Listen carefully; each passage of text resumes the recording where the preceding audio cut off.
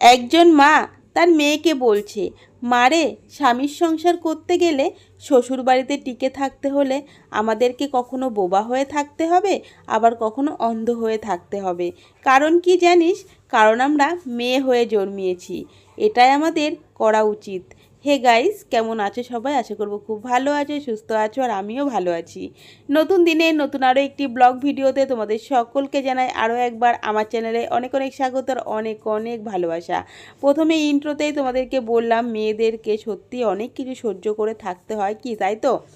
তো যাই হোক, আমি রান্নাবান্না শুরু করে দিয়েছি দুপুরে। তো এখন 12টা মতো বাজে দুপুর, আর আমি রান্না বসিয়ে দিয়েছি। আর এখন রান্না করছি, এটা কি বলো তো, ওলের ডাঁটা ভাজা করছি। এর মধ্যে পেঁয়াজ, কাঁচা লঙ্কা, কালো জিরে ফোড়ন দিয়ে সুন্দর করে ওলের ডাঁটা ভেজে নেব। তারপরে এদিকে দেখো মাছ রান্না হবে। এটা কি মাছ বলো তো? এগুলো হচ্ছে পোনা মাছ। তো আজকে আলু দিয়ে পোনা মাছের ঝোল রান্না করব।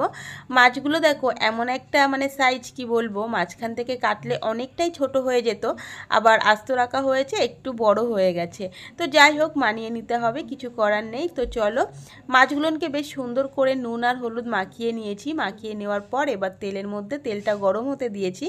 দেখো তেল গরম হতে সাথে সাথে আমি দিয়ে দিয়েছি। আর এদিকে আমার অর্ডার এসছে যে 3 পিস মাছ ভাজা করে রাখতে হবে, বেশ কড়া করে ভাজতে হবে। কারণ আমার সোনা বলে গেছে মা আমার জন্য মানে মাছ ভাজা রাখবে, ঝোলের ভিতরে দেবে না। আর এদিকে শ্বশুরমশাইয়েরও আবদার হয়ে গেছে নাতির কথা শুনে যে আমার জন্য ভাজা মাছ রেখো, আমিও ঝোলের মাছ খাবো না। সেজন্য আমাকে এদিকে 3 পিস মাছ বেশ সুন্দর করে কড়া করে ভাজতে হবে। আর এদিকে আমার বরমশাইয়ের জন্য ভাজা মাছ রাখলে ভালোই হতো, কারণ ও ভাজা মাছ খেতে ভালোবাসে।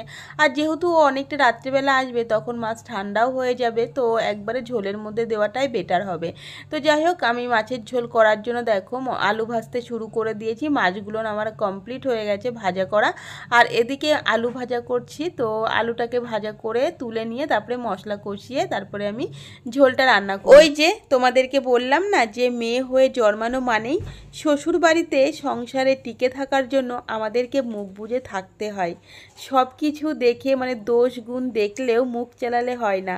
মুখ চালালেই তুমি ভালো না, তুমি বাপের বাড়ি থেকে ঠিকমতো শিক্ষা পাওনি, তো এরকম ধরনের কথা মেয়েদেরকে শুনতে হয়। তবে হ্যাঁ, তোমরা কি শিক্ষা পেয়েছো? তোমরা একটা পরের মেয়েকে পেয়ে নানা রকম অত্যাচার কত রকম করতে থাকো, এগুলো কি ঠিক? তোমরা কি ঠিক শিক্ষা পেয়েছো?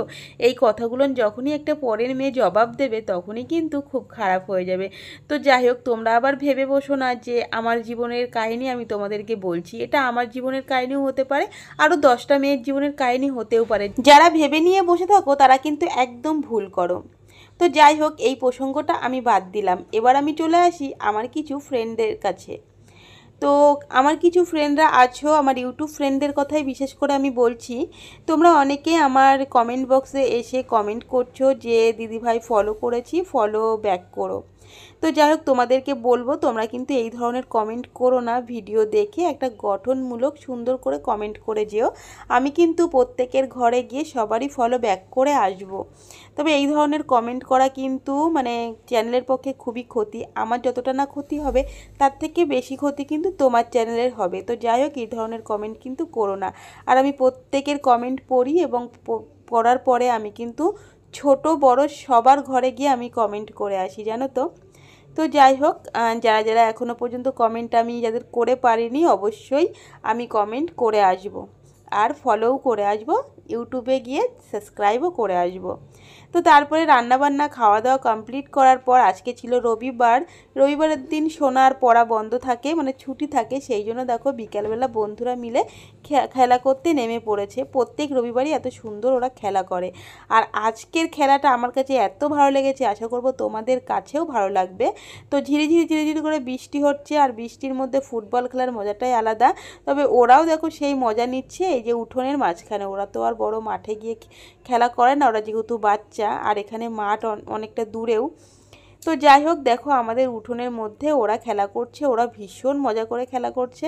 আমার জিনিসটা দেখে এত ভালো লেগেছে। আর দেখো আমাদের স্টিভ ঘরের মধ্যে থাকতে পারছে না, ওকে গেট দিয়ে রেখে দিয়েছি, কারণ ও বাইরে শুধু ছুটে ছুটে চলে আসছে। ওদের খেলা দেখে ওরও খেলতে ইচ্ছে করছে। এদিকে দেখো, যে একটুখানি গেট খোলা পেয়েছে অমনি ছুটে দেখো বেরিয়ে গেছে। আর এদিকে সবাই তো ভয় পাচ্ছে, মানে সবাই তো আর সাহসী নয়, কিছু কিছু যারা ভয় পেয়েছে দেখো ছুটে চলে গেছে।